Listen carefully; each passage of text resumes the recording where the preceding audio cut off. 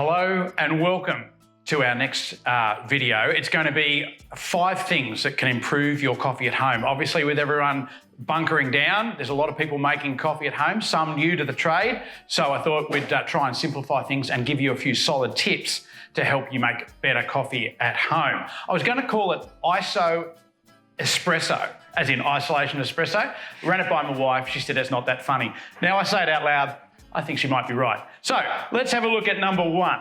First up is buy fresh coffee. So that's the simplest thing you can do to improve coffee at home. Just get fresh coffee. Good roasters, it can be ours, can be any of the other sort of independent roasters. Good roasters will have put a roast date on the bottom of the bag. So look for any coffee that has a roast date rather than a use by date. You want to know when it was roasted, and hopefully you're getting that in at around about 2 to 3 weeks out of the roaster. That's its real, for a lot of coffees, it does vary. That's just going to be its optimum time. Number 2, get a grinder.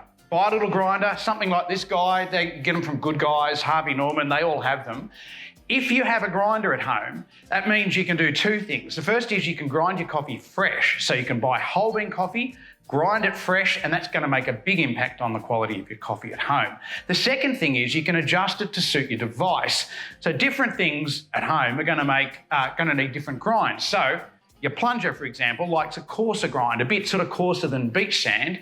Your espresso machine over here, it wants something finer, a bit closer to sort of the talky side of things. With a grinder that's adjustable, you can go from chunkier to finer, and that can be dialed in to suit your device. That will make a massive difference to your coffee at home. Third thing, it's an easy one. Keep it clean. Coffee likes being made in devices that are clean, so you're free from any taint from last night's coffee and or soap and things like that. Keep everything clean, be it a plunger, a pour over, or the espresso machine, and you're going to make better coffee at home. Number 4 is to understand the relationship between the amount of coffee you're using, the amount of water you're putting in it, and the time you're brewing it for. I've got a new special effect we're trying just today, which will explain the relationship for a plunger. There we go. Look at that fade in of that very dramatic special effect. So for a plunger, 20 grams of coffee in with 300 mils of water, brew for 3.5 minutes, and that'll equal coffee goodness. Fade out. Look at that. Very high tech. All the devices are going to have similar ratios. It's those 3 things you want to play around with. And that brings me to my final point, is experiment. So experiment.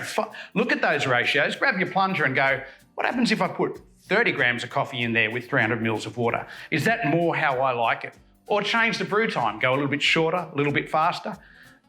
Change the temperature of the water that's going in there. So lots of little things can make a big difference to your coffee at home. So that's our 5 things.